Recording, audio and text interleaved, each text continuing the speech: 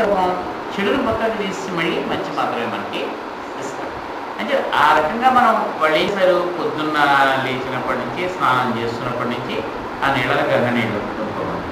తర్వాత బొట్టు అది పెట్టుకుంటున్నప్పుడు ఆ రుద్రుడిని తలుచుకున్నారు, విభూది అది పెట్టుకుంటున్నప్పుడు.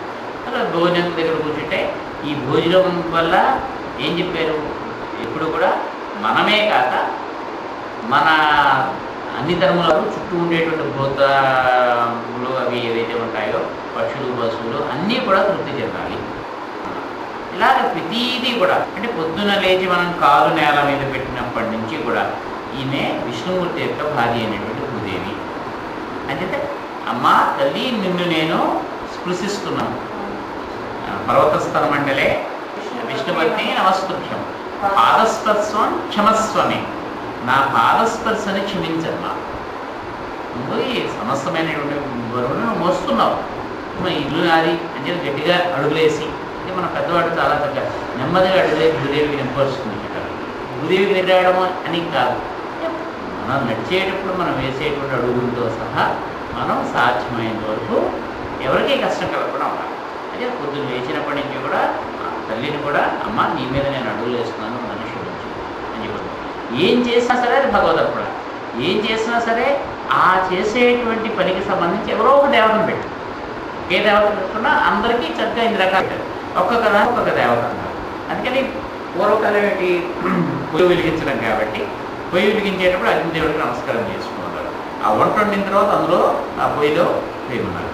అంటే స్త్రీలకు ఏమిటి, నిత్యము అగ్ని ఉపాసన జరిగిపోతున్నట్టుగా వాడు ప్రత్యేకించి యజ్ఞాలు చేయకుండా, ఎందుకంటే నిత్యము పొయ్యి వెలిగిస్తారు కాబట్టి ఆ నిత్యము వండినటువంటి దాంట్లో కలిగేస్తే రోజు ఆహోద వేసి తిరగాలి, ఇంకా అంతకుమించి ఏం కావాలి. అంటే ఈ రకంగా ప్రతిదాన్ని చెప్పుకుంటూ వచ్చారు. తర్వాత ఏం చెప్పారు, 5 రకాలైనటువంటి పాపాలు మనకి తెలిసి కానీ తెలియక కానీ చేస్తూ ఉంటాం. కూర్చున్నప్పుడు కొన్ని సూక్ష్మజీవులు మనకి ఎంత కూర్చుని తెలిపాయి, ఇల్లు తుడిచేటప్పుడు, రోకలు దంచేటప్పుడు, పిండి విసిరేటప్పుడు, తర్వాత నీళ్ళల్లో ఏదైనా కడిగేటప్పుడు, ఇన్ని రకాలుగాను మనం తెలిసి కానీ తెలియక కానీ మనం ఏదో ఒక సూక్ష్మజీవి అపగమనిస్తున్నాం. అందుకని ఏం చేస్తారు అంటే 5 ఐడెంటిఫై చేస్తారు. మనం ఉపయోగించేటువంటి 5 కూడా అంటే అగ్ని, నీరు, నిప్పు, ఇటువంటి వీటన్నిటిలోనూ కూడా మనం వాటిని ఉపయోగిస్తుంటే ఏదో ఒక దానికి స్థానం. అందువల్ల ఏం చేశారు, భూత బలి అన్నారు. దీనికోసం చెప్పి మనం రోజు భోజనం చేసేటప్పుడు దానికి కొంతమంది ఏదైతే దానికి కోసం అని చెప్పి ప్రత్యేకంటే చేసేటప్పుడు యజ్ఞంగా చేస్తారు. కొంతమంది ఏం చేస్తారంటే భోజనం చేసేటప్పుడు ఒక ముద్ద కింద తెచ్చుతారు. అంటే గుర్తు పెట్టుకుని, అంటే వీటన్నిటికీ కూడా మనతో పాటుగా జీవించేటువంటి ఉంది. కొన్నిటిని మనం తప్పనిసరి మనం వాటిని హాని చేయాల్సి వస్తుంది. అందుకని మనం ఏం చేయాలి అంటే దానికి ప్రతిగా వేరే ఒకసారి ఒక ప్రాయశ్చిత్తంగా నమస్కారం చేసుకోవాలి. అందుకే పువ్వులు కూడా తుంపద్దన్నారు, నేల మీద రాలినటువంటి పువ్వుల్ని మాత్రమే కొయ్యమన్నారు. అంటే సంస్కృతంలో అసలు పువ్వులు కోయుట అనేటువంటి పదం లేదు. అంటే కొయ్యడానికి పదం ఉంది, కానీ ఎక్కడ చెప్పినా సరే పుష్ప అపచయము పుష్పావచయము అనే పదమే వాడేది. అంటే పువ్వులు ఏరడం అనే వాడేది. అందుకే పువ్వు లేరుకురా అని అంటారు. పువ్వులు కోసుకురా అన్నాము. పువ్వులు ఏంటంటే నేల మీద పడ్డ పువ్వుల్ని మాత్రమే ఇచ్చేయాలి, పువ్వుని కొయ్యడానికి ఏం లేదు. ఒకసారి మనం కనుక కొయ్యాల్సి వస్తే తులసిని వాటిని మనం పూజకి మనకు కొయ్యకుండా అనేది రావు కొన్ని అయితే. అందుకని వాటిని కోసేటప్పుడు నమస్కారం చేసుకున్నాడు, అమ్మ పూజ కోసం నేను కోసుకుంటున్నాను, నువ్వేమన్నా ప్రతి దానికి ఇదే చేశాడు. అంటే మనం చేసేటువంటి శంకుస్థాపనలు కానీ వీటన్నిటికీ కూడా ఉండేటువంటి అర్థం. శంకుస్థాపన చేసేటప్పుడు మనం ఇల్లు కట్టుకుంటున్నాం కాబట్టి ఇన్నాళ్ళు ఆ ప్రాంతాన్ని ఆశ్రయించుకునే కొన్ని జీవులు ఏవో ఉంటాయి కాబట్టి వీటన్నిటికీ స్థానభ్రంశం జరుగుతుంది. కాబట్టి అక్కడ ఉండేటువంటి చెట్లు కొట్టేయాల్సి వస్తుంది. కాబట్టి చెట్ల మీద ఉండేటువంటి పశువులన్నీ ఇబ్బంది పడతాయి. కాబట్టి వీటన్నిటికీ కూడా శాంతిపూర్వకంగా మన ఇల్లు కట్టుకోవడం మనకి తప్పనిసరి. కాబట్టి వీటన్నిటినీ వేరే ఒక స్థానాన్ని వెతుక్కోండి, మిమ్మల్ని క్షమించండి అని చెప్పి అక్కడ ఉండేటువంటి దాన్ని అన్నారు వాస్తు పురుషులు అన్నారు. ఆ వాస్తు పురుషుడికి మనం శాంతి నమస్కారం చేసుకుని ఈ పనికి మనం నేను ఉపయోగించుకుంటున్నాను కాబట్టి నేను అనుమతి ఇవ్వి అంటే ఏది చేసినా సరే మనము నిత్యము కూడా దానికి సంబంధించినటువంటి దేవత అని చెప్పుకోవడం పెట్టి ఈ దేవతను మనము నమస్కారం చేసుకోవాలి. ఆ దేవత యొక్క అనుమతి మనం తీసుకోవాలి. అంటే ఎలాగైతే కార్పొరేషన్ వాడ అనుమతి, కూడా వాడ అనుమతి, వీటి వాడి అనుమతి మనం తీసుకుంటామో ఇదే రకంగా ఏ పని చేస్తాం నిద్రపోయేటప్పుడు కూడా చక్కటి అదే అంటే పొద్దున్నుంచి మనం చేసుకున్నటువంటి పనులు ఏవైతే ఉన్నాయో దానివల్ల మనకు తెలిసి కానీ తెలియక కానీ కనుక ఎవడనైనా కనుక బాధపెడితే వాళ్ళందరూ మనని క్షమించాలని చెప్పి అనుకోవడం. అంటే ఈ రకమైనటువంటి అంతా కూడా మన జీవితంలో ఏం చేశారు, ఒక రకమైనటువంటి ఒక చక్కటి దారంలాగా అల్లేశారు.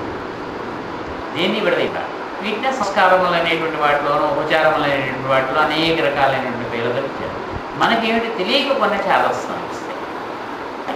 అందరూ సుమారుగా ఇలా చేస్తాం. క్రిస్టియన్ దాంట్లో కూడా భోజనం చేసే ముందు ప్రేయర్ చేసుకోవడం ఉంది. భగవంతుడు ఇచ్చినటువంటిది, ఈరోజు నువ్వు ఇది ఇచ్చేవు కాబట్టి నీకు మేము థ్యాంక్స్ చెప్పుకుంటున్నాము అని చెప్పాం. ఇలా అన్నీ అందరికీ కూడా ఇప్పుడు రంజన చేసుకున్నారంటే ముస్లింలు ఆ ఏడాది పొడుగునా వాడు సంపాదించినటువంటి దాన్ని ఆ మాసంలో వాడు దానం చేయడం కోసం ప్రత్యేకంగా పక్కన పెడతారు. చేసి ఆ రోజును తప్పనిసరిగా దానాలన్నీ కూడా చేస్తారు.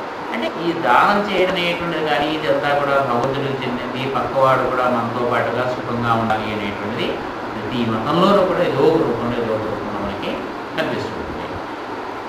ఒక రకంగా మనకి హైందవ సాంప్రదాయంలో సనాతన ధర్మం ఏం చేశారు, ప్రతి దాంట్లోనూ కనిపిస్తారు. ప్రతి మనం ఏం చేసినా సరే గాలి పీల్చడం దగ్గర నుంచి కూడా మనకి అలా పెట్టుకుంటుంది. ఒక రకంగా అది మరీ ఎక్కువైపోవడం వల్ల జనాలకి ఏమిటైపోయిందంటే మరీ చేరస్తం అనేటువంటి దానికి ఏదో ఒకటో రెండో విషయాల్లో మాత్రమే పెడితే బహుశా సరిపోయేది.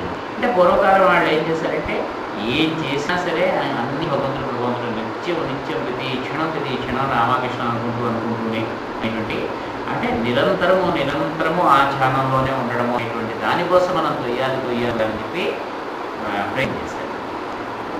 ఆ రకమైనటువంటి ప్రయత్నంలో మనం అంతసేపు ఏమిటవుతుంది, ఏం చేసినా ఆయన కోసమే, ఇది ఆయన కోసం చేస్తాను.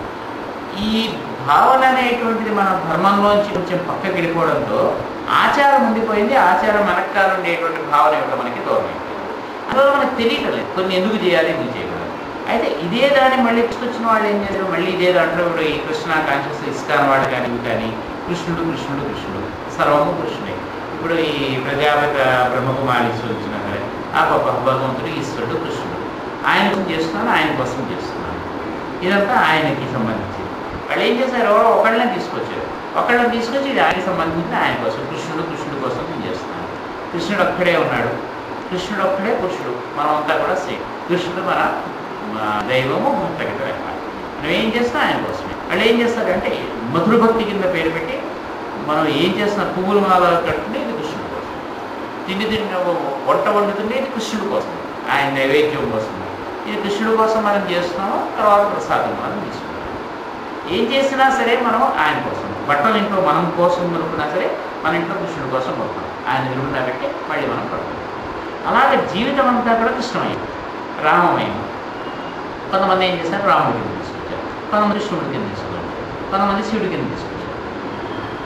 అంటే వేద కాలంలో వాళ్ళు ఏం చేశారు, ఆ కాలంలో మనుషులు అర్థం చేసుకునేవారు కాబట్టి అలా ఇచ్చారంతే. ప్రత్యేకించి ఒకళ్ళకే అని చెప్పాల.